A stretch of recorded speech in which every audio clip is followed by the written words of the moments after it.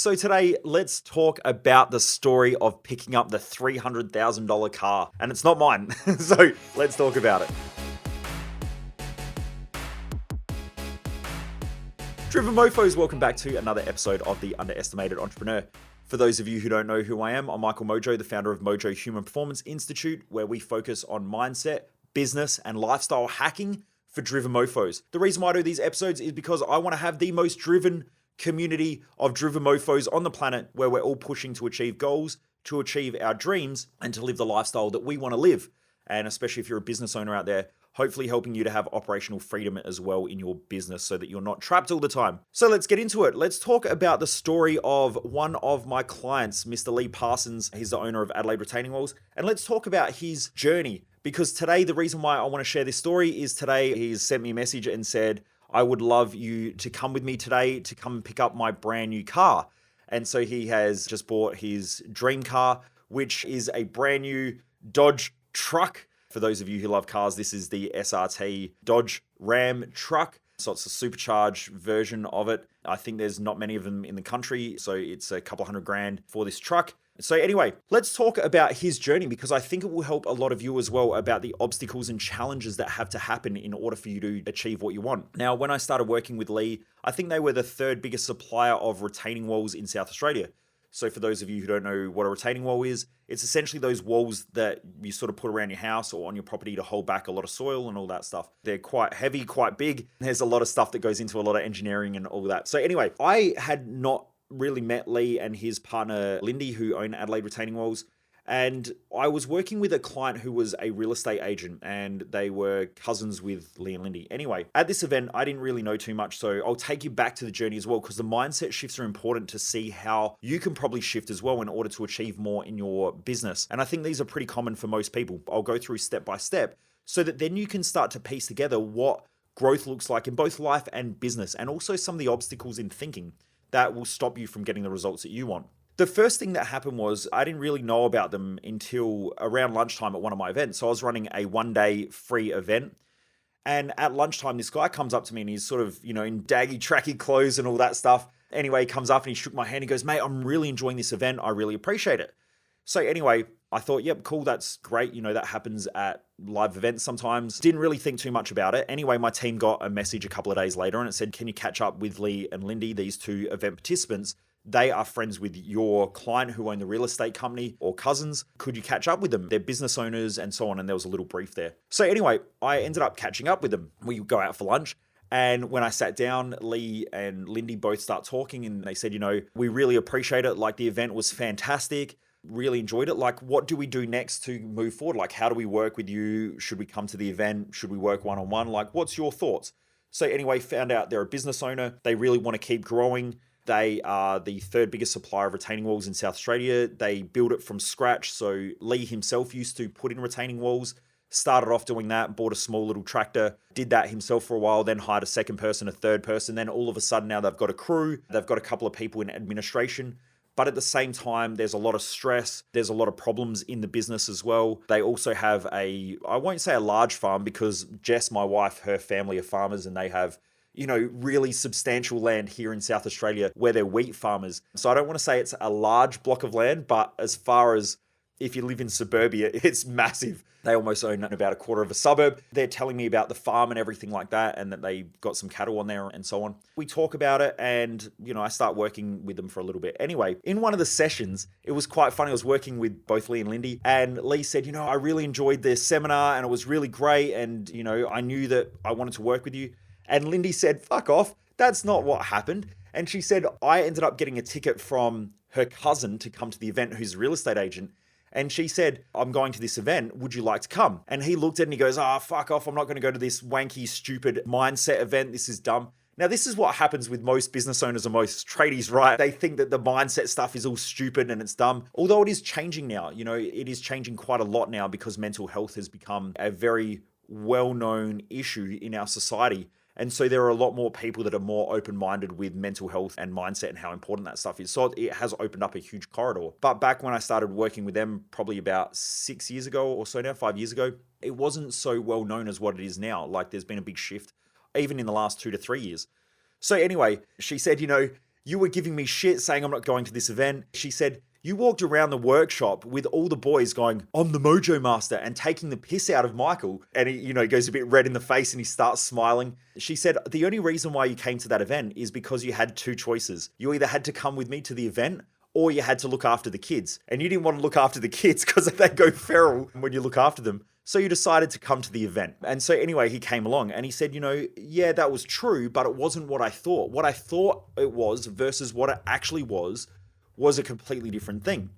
Now, this is really the first big mindset shift that happens in most people, right? Is that when we go to change and when we go to make a change in our own lives, what normally happens is what we think is going to happen is different than what actually happens. And this is quite common. Like there are a lot of people hold themselves back because what they think versus what is actually going to happen are two different things. And so it's really, really important for anyone who's listening to this to ask the question, first of all, are you achieving what you want at the level that you want in all areas of your life? And if the answer is no, then you've got to make a change.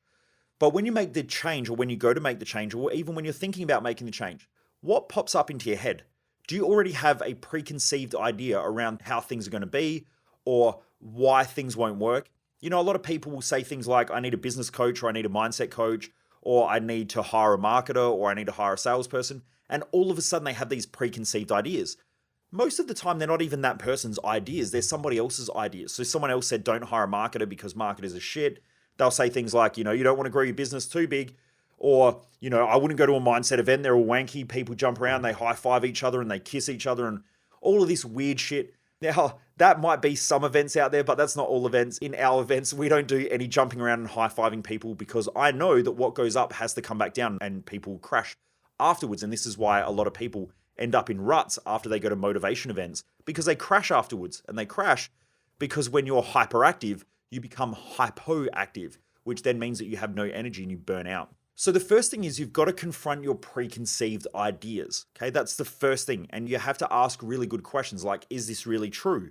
What data do I have? Do I have evidence to show that all events are like this? Like if you're going to say, I probably should go to a mindset event or some type of motivation event, but straight away this crap pops up in your head and you go, oh, it's probably stupid, it's probably dumb, which is the majority of society still to this day. Now, when that happens, you've got to ask the question, what evidence do I have that the event that I'm about to go to is exactly like that?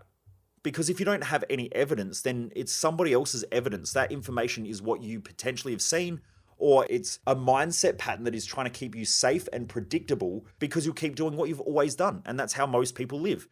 I hear it all the time. Why would someone go to a mindset coach?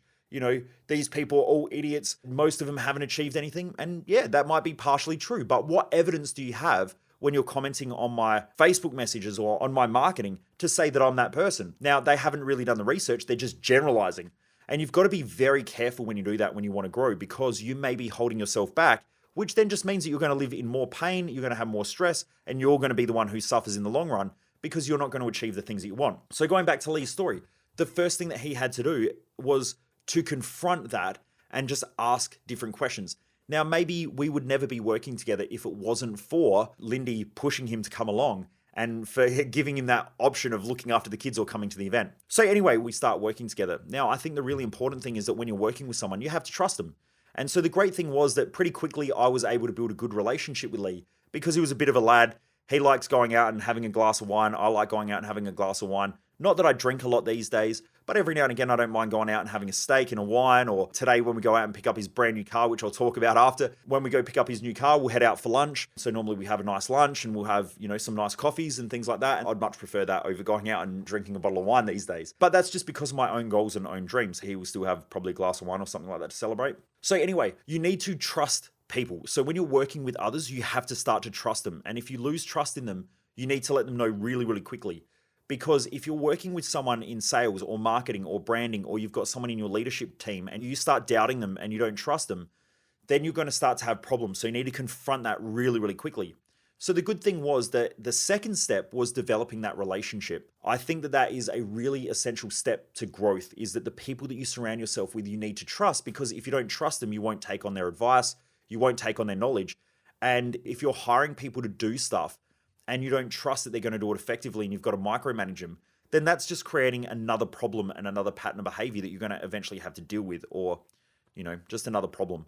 And I think a lot of business owners go through that, or a lot of people go through that, where they don't trust people And so they start micromanaging them. It pisses off good people and good people leave. But then you get stuck with the shit people that you have to micromanage because they're ineffective or inefficient and you don't have the right leadership or management strategies or tools in order to be able to do that. So anyway, we start working together. We start diving back deep into why he's doing the things that he's doing. What are his goals? What are his dreams? What are his ambitions? Where does he want to be? And his big goal was to be the #1 supplier of retaining walls, the biggest business in South Australia that does this work. And he had some fairly decent competitors at the time, which he still does. So what we did was we started to create a roadmap. And then this is important. This is probably step number 3, is that you've got to have a clear direction and a clear roadmap of where you're going. Now, fortunately enough, Lee and Lindy both came to Thrive Time pretty early on. So they jumped into that and then came to our Thrive Time event so that they could get really clear with what they were both individually trying to achieve in life. If you don't know where you're going, most people spend their life using trial and error. So someone will start a new job, they get really excited, or they start a new business. It's really exciting, it's really fun until it's not fun. And then when it's not fun, most people look for the new opportunity, they look for the new thing, so then they jump into something new or something different. And then they'll do that for a while until they realize that's not the thing that they want to do. And this is what my grandfather did. When my grandfather passed away, he was crying for a few weeks before he passed away and he was quite upset.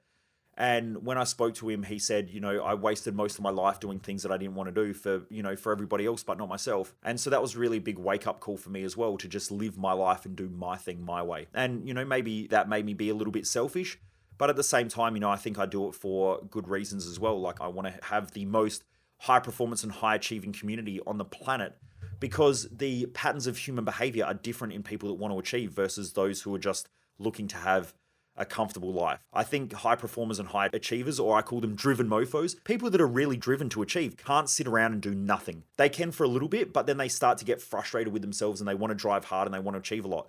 So the patterns of human behavior are completely different. And when you look at a lot of studies in psychology, a lot of them are based on averages or what average people do. We're getting more and more in sports science and stuff like that, where you'll start to see more psychology around people that are highly driven. But there are patterns of behavior in highly driven people that don't necessarily relate to the average population. So I know that most people that are driven can't really sit around for too long, or else they start feeling lazy and they start self-destructing, they start self-depreciating, they beat themselves up. And sometimes they'll have destructive behaviors like overeating, over-drinking, and all that sort of stuff, because it creates internal conflict and they have to deal with it in some way. Going back to Lee's story, it was great because he was able to do our Thrive Time event early on and get really, really clear with what he wanted to do in life and what was important to him, and the same as Lindy. So then that gave us good, clear direction, but we also had to create clear direction in the business and what the mission was, the purpose, the values, the vision. And what we started to realize pretty quickly was that the culture that they had created was the same culture as everybody else in the industry. And this happens quite a lot in trade-based businesses, or in any industry, really. Like if you have a look at even the tech industry, it's pretty predictable the type of people that are attracted to tech. Why? Because they're all the same, right? Most of them just do the same shit that everyone else does in their industry. They go to industry forums, they go to industry events. And so most people just copy what everybody else does in their industry. My dad and my brother-in-law are tradies. And so the way that they act and behave and respond about their business and think about their business is pretty much the same as every other tradie. Why? Because they're predictable. They hang out with tradies, they talk to other tradies, they talk to other business owners that are trade-based. And so they all speak the same way. They all have the same problems. They all bitch and moan and complain about the same thing. They go to the pub after work on Friday afternoon and they all sit there and complain about, how shitty the economy is, or why there's a downturn, or why the housing industry is going up or going down, or why they can't get, bits and pieces, why they can't buy anything, or why, wood's overpriced these days, or whatever. They just copy everyone in the industry. And that's, most trade-based businesses are really predictable. And it's so obvious if you just go and have a look at every one of their websites or every one of their Facebook pages, they're all the fucking same. And in their own mind, they think that they're different. But that's the delusion that most business owners create. They go, yeah, but we're better. We do it differently. And the industry's... And they complain about shit, but it's all the same, okay? In the customer's mind and also in an employee's mind. So they were doing the same things that everybody else was doing in their industry. So what we started to look at was how we were going to create our market wedge and our market differentiators. So we get in there, we start creating a market wedge, the market differentiators. We start looking at the mission of the business, the vision of the business, the purpose of the business. And we really started to work on building something that both of them could really be proud of. And something that where they would love going to work in the morning. Instead of having to go to work and going, I've got to deal with this shit all day, they would wake up and go, I get to go to work today. This is going to be fun. This is going to be enjoyable. Now, it wasn't easy. There was a lot of stress, a lot of pressure. They had to get rid of some staff. They had to employ new staff. But over time, it started to create a huge culture shift in their business. It also then meant that as the culture started to shift, they got more high quality employees. Those high quality employees had better management, had better leadership systems. We started putting in a lot of processes in their business as well. And so over time, this all starts growing. Then from there, working with a business owner, you've got to consistently adapt and change your own mindset and psychology, because as the business changes, you have to keep reprioritizing what you do and your position in the business. If not, you become the bottleneck. So we help them to do that and kept growing. And so they've been part of most of the events that we've run over the last 5 years. So they've been part of our business growth odyssey for the last 3 years since that started. I think they've done Thrive Time now multiple times, because as they grow, they keep readjusting their goals and everything like that we go through, and their mission, their vision, their purpose, and all the pillars, the 3 key pillars of their own lives as well as they're growing. So their lifestyle starts to change and shift. And so now, like, they just got back from the Queensland Boat Show because they were up there shopping for a boat, like a decent sized boat as well. And this all comes about because, more and more opportunities open up, and they're trying to create more of a lifestyle that they want to live. And I think when business owners first start a business, they're trying to survive at first, and they've got these dreams and these huge goals. But over time, those goals start to wither and those dreams start to wither a bit, and their mission gets really foggy and really unclear because they're dealing with day-to-day problems all the time. And so eventually, most business owners just get caught in problems instead of being driven by the mission. And so they'll wake up in the morning and they focus on how to solve problems today and how to not be stressed, and why they've got to deal with this dickhead and why they've got to deal with this problem in their business, versus this is what we're trying to achieve, the long-term mission, the long-term vision, and then what do I need to do today in order to keep moving the business forward. So over time, we've been able to do that to the point where they became the #1 supplier of retaining walls in South Australia, their big goal and their big dream. And now they're out competing their competitors quite dramatically. This year, they've had their biggest year on record, their biggest financial year on record. They've had month after month of record sales months. Now, that's also because of the booming housing industry as well, but there's also been the downturn and they're having record breaking months. So it's just because of all the stuff that they put in prior. So this has been 3 to 5 years of really a lot of work to get to that point. But then now it's opening up new and new opportunities. So I wanted to talk about this because it's those big mindset shifts, or even small mindset shifts along the way, that a lot of people have to go through, that if they don't have, they get stuck. If you do have, then it opens up these huge opportunities. And that's why I wanted to share this, because sometimes the little decisions that you make today, just like Lee making a decision to come to that event, and the same as Lindy, I mean, she had the courage to just say yes straight away because she knew that something had to change. I think females tend to be a little bit more open to change than most males, and this is just my opinion on what I've seen. I think most males are a lot harder to make decisions and change, but also over time as well. I got to be careful with how I say this, especially in this day and age. What I find is that most males tend to just keep doing what they've always done. But when they make a decision to change, normally their decision is just bang spot on and off they go, and they stay on track with that decision for a fair while. What I have found, and this is my own personal opinion, there's no research, well, I haven't come across research and data on this, but most females tend to be a lot more adaptable and will change a lot more. Just, I think, because of they're a lot more aware of their emotions and their mindset. So when something's not working, they'll want to make a shift a lot faster than what guys will. Most guys will melt down and get stressed out and drink and do all that crazy shit for a long period of time before things change. Most males as well that I've worked with, and from what I've seen working with tens of thousands of people, most males will convince themselves that they'll figure it out, whereas most females will go, who do I turn to, or who can I look to, or who can help in order to make change. They're just some of the differences that I've seen. But I think Lindy was a lot more aware up front, and it was fortunate enough that Lee came along to that event, where then once he made that decision, then it's been all hands on deck and just pushing really, really hard for growth. And yeah, I've been working with him now for 3 to 5 years or whatever it's been. I don't really keep track of these things, but it's been a fair while now and a lot of changes have happened. And today, the great thing is I get to go and pick up his brand new car with him, which has been fantastic. I love seeing when clients achieve great results and being part of that as well. So it's been pretty awesome being invited to housewarming parties when people have been able to achieve and get the house that they want or the cars that they want. It's pretty epic when someone works really, really hard to achieve the things that they want. But yeah, I want to share this journey with you. I hope that it gives some reflection and some insight into the changes that need to happen in order to consistently grow. I mean, I could talk for hours upon Lee and Lindy's journey, but I just thought that it's a really cool journey that I wanted to share because hopefully for one of you out there, it will change the way you think about the way you do things and your decision-making strategies to get what you want. Anyway, Driven Mofos, have a great day. I know I am, because I'm gone out for lunch and I'm going to go pick up a client's new car with them. Today's going to be fun for me. Anyway, have a great day, Driven Mofos. If you haven't already done so, if I can please ask one favor, if you're loving these episodes and you are loving the podcast, if you can please share this podcast just with one person this week, just one person, just let them know about the podcast. You can text them the link. You can screenshot it and send it to them and say, hey, listen to this. Or even just tell a friend, a family member, or a work colleague, or another business owner about this podcast as well. The more people we can get on board, the better it is for everybody, because I really want to get this information out there to people who want to achieve great things. Anyway, Driven Mofos, have a great day. Keep kicking ass. And I look forward to you joining me back here again on the next episode.